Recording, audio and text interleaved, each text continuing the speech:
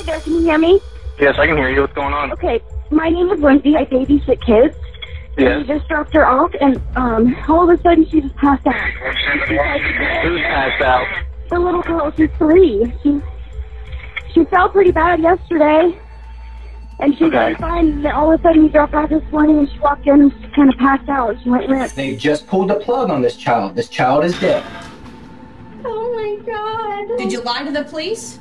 Told them what they wanted to hear. When 3-year-old Hannach Wesche succumbed to a horrible head injury, the police knew they had 2 suspects, her dad Jason and her nanny Lindsay Partin. But as soon as they started talking to Lindsay, they got an awful feeling about her. She proceeded to lie, change her stories, and insult authorities countless times before the dark truth finally came out. What led Lindsay to take the life of a toddler? And how did the police finally manage to put her behind bars? Welcome to Crime City. Let's explore the heartbreaking story, the babysitter who killed a 3-year-old after she had a miscarriage.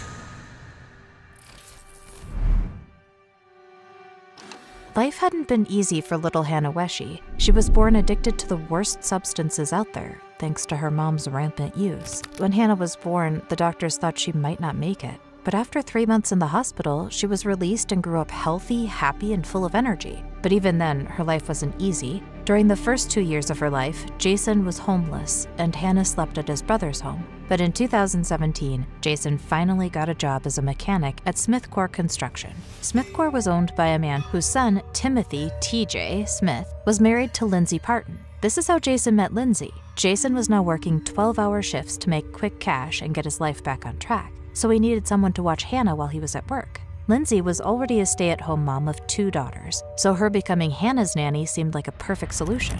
A month after hiring Lindsay, the house next door to her and TJ went for sale. Jason put in a down payment and hoped for the best. This was great. Not only did Jason and Hannah finally have a place to live, but they were minutes away from Hannah's nanny. Finally, everything seemed on the right track for Jason, but soon, his whole world would collapse in the most horrific way. On March 8th, 2018, Lindsay called 911. Hi there, can you hear me? Yes, I can hear you. What's going on? Okay, my name is Lindsay. I babysit kids. Yes. We just dropped her off, and all of a sudden she just passed out. Who's passed out? The little girl, she's 3. She felt pretty bad yesterday, and she's Okay. fine. And then all of a sudden we dropped her off this morning, and she walked in and she kind of passed out. She went limp. While Lindsay was on the phone with the emergency services, Jason rushed to Hannah's aid after Lindsay messaged him. Okay, lay down on her back. Passed out. Lay her down on her back and let her head tilt back. Okay, I'm so sorry that I told her. Okay. And she's still unconscious, correct? Yes. Okay. Yeah, she's unconscious. Her eyes are open, and she's like gasping for air. What's the matter? Fucking shock or something. I don't know what the fuck could be wrong with her. I don't know. She was fine. Hannah spent her last conscious moments listening to her dad's voice. Hey, look at Daddy. Hannah, look up. Baby. You're okay. I love you. Hannah. I love you, Buttercup. Hey.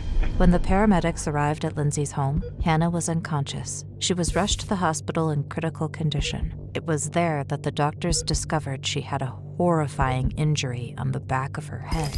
She was also full of bruises around the face, neck, chest, and arms. One of her eyes had burst open from the injury. Hannah was in a coma for 10 days. When the doctors realized there was nothing they could do to save her, she was pronounced dead. The doctor's conclusion as soon as they took Hannah in was very straightforward. Hannah had been abused. The only explanation for the existence of these observable injuries, retinal hemorrhages, brain swelling, is inflicted trauma. The police sadly deal with child cases pretty frequently, so they know that in most cases, the perpetrator is a primary caregiver or someone in the child's close proximity, so a parent, relative, neighbor, or nanny. In Hannah's case, the detectives turned their eyes toward Jason and Lindsay. They were the people Hannah spent the majority of her time with. What followed would be a series of outrageous interrogations with Lindsay, a series that would uncover a dark and distressing truth about Hannah's tragic death.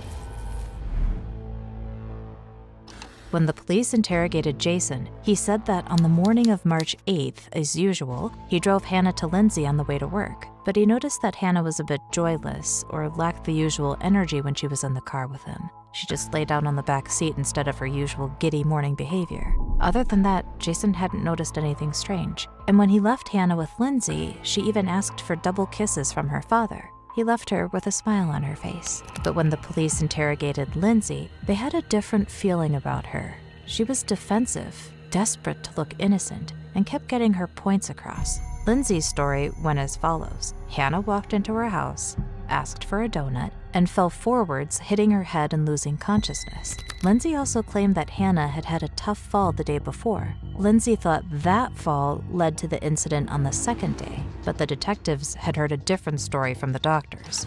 I'm absolutely telling you the truth. Oh my God. The way it's looking right now is that this happened at your house because we need to find out. We need the I truth. swear to God, I'm telling you the exact So truth. We walked in the house from what the and doctor's she saying, fell. she did not walk, she did not talk with this type of injury. The doctors basically said that Hannah would have died within minutes of that head injury. Hannah definitely wouldn't have been able to behave normally a whole day before suddenly succumbing to it. The detective also let Lindsay know that such injuries can never happen from a fall. So Lindsay then turned the story toward Jason, trying to make him look guilty. She said he brought Hannah with a hood on that morning.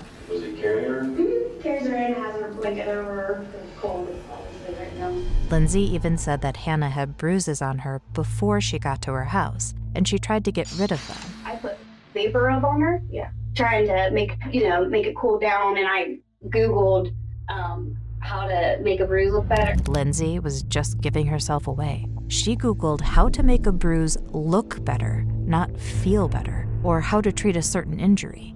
She was concerned in covering the bruise, not treating Hannah. This only made her, not Jason, look guilty. The detective didn't have time for Lindsay's defensive, outrageous lies. He knew something was up, so he quickly started putting pressure on her. Listen to the words I'm going to tell you. Okay. You will be Yeah. because this is the only spot that you're going to get a chance to cooperate. The detective actually lied about Hannah being dead before she was actually pronounced dead. They've just pulled the plug on this child. This child is dead. Oh my God. This was just to add more fuel to the fire and force Lindsay to confess. So now that the fall scenario was off the table, Lindsay insisted that Jason probably hit her. I'm sure she did something bad and got in trouble. She's a little mischievous. Yeah, blame the victim. Jason's telling us that she gets hurt a lot at your house. That she always comes home with bruises. That's completely untrue. She comes to my house with bruises. Okay, so who do we believe? I know. If she wasn't suspicious enough, when the detectives asked Lindsay if she wanted to take a polygraph test and be released afterward, she declined. Then the detectives interrogated TJ, Lindsay's husband. He wasn't home when the incident happened, but he remembered Hannah as a very introverted kid. She's very in a corner. She don't play. She ain't, you can tell, but kids that are messed up and messed up parenthoods, they're not normal kids. TJ cast a shadow on Jason, making him look like a careless dad. But he was just dealing with the fact that Jason used to be homeless and the mother of Hannah was an addict. TJ also mentioned that he'd almost fired Jason 2 days before, after he made a mistake on a construction site. For the police, this could have meant that Jason was under more stress than usual, and this can lead to violence. But so was Lindsay. She'd had a miscarriage just weeks before the incident, and then came 2 crucial testimonies. The detectives spoke to Hannah's half-sister, Caitlin, and to her grandfather, David. They both said Hannah didn't like Lindsay. Of course, a 3-year-old wouldn't have been very articulate about it, but they both noticed she wasn't eager to talk about her. David even said that she pointed to one of her bruises and said, "babysitter." So Lindsay was taken to an interrogation again. They presented her pictures of every little injury on Hannah's body the day she was taken into the hospital and asked Lindsay to explain all of them. Lindsay justified the bruises on Hannah's neck with a time she fell on her chin, but the detectives pointed out that there are no bruises on her actual chin. Also, there are lots of bruises on her soft areas. This doesn't happen from a fall. So when people fall, you're gonna have bruising on the sharp points. The police grilled Lindsay for over half an hour about the inconsistencies in her stories. Finally, she gave them a different story. What caused that? What accident caused this? She fell on the door and hit the concrete step. She When? tripped Thursday morning. pressed some more, Lindsay said she dropped Hannah while on the steps, and they both fell. But even that didn't make any sense, as the injuries were not consistent with how she was describing her fall. Finally, Lindsay admitted she hit Hannah. She took all the ketchup out and squirted it into the toilet while I wasn't looking. That's frustrating. And I'm like, Hannah! Absolutely, yeah. Yeah. And I smacked her on the chin for doing the ketchup. And when the detective told her you don't get deep bone contusion from a smack, she said she just slapped her a couple times. The detectives then worked their way to a motive. They discovered that Lindsay was upset with her miscarriage and angry at Hannah's actual mom, so they played empathetic. Me and my wife went through this for like 7 years, and you see all these heads popping out these kids that can't take care of them and don't even want them. This is your... I don't do anything when I'm pregnant. She was so excited to talk about her frustrations with her miscarriage and her drinking husband that she confessed to pinching Hannah's neck, hence the bruises. Then she said she shook Hannah right after she fell on the stairs. And I remember like putting her on I sat down like this on the floor. And I was like holding her, like spread like her legs over like that. I'm like, Hannah, wake up, what is wrong with you? Then she said she actually shook Hannah as she whined for her dad, scratching the whole fall on the stairs story. On March 18th, 2018, Hannah died in the hospital. Lindsay was charged with child endangerment, manslaughter, and murder. In April 2019, Lindsay's 8-day trial took place. The prosecution presented clear proof that Hannah's injury was sustained at Lindsay's home, as she would have died within minutes. Still, Lindsay took the stand and insisted for days that she never touched Hannah. She claimed that she was forced by the detectives to make a false confession. They didn't care what I had to say. I felt pressured. I felt forced. Lindsay went as far as saying Jason was guilty, but she protected him. This was why she lied to the cops. Why didn't you throw Jason to the wolves, to the detectives on March 8th? Because I care about him. He was my friend. Wanted to protect everybody. Did you lie to the police? Told them what they wanted to hear. But Lindsay just claimed she protected the killer, not the child. Also, she'd proven to the jury she was a compulsive liar by now. Her 7 different accounts in the 2 interrogations painted a clear enough picture. On May 9th, Lindsay was sentenced to life in prison with the possibility of parole after 15 years, plus 3 years for child endangerment. Half a year later, TJ was arrested for several inappropriate acts with a child under 10 years old. To this day, Lindsay maintains her innocence, even after her confession. To think Jason will have to live the rest of his life knowing his daughter's killer isn't even willing to accept responsibility. Thanks for watching this video. Do you think Lindsay murdered Hannah out of miscarriage jealousy, or that she was covering TJ's inappropriate behavior with her? And will Lindsay ever get parole? Write your thoughts on this case in the comment section, and make sure you hit those like and subscribe buttons before you go. See you next time.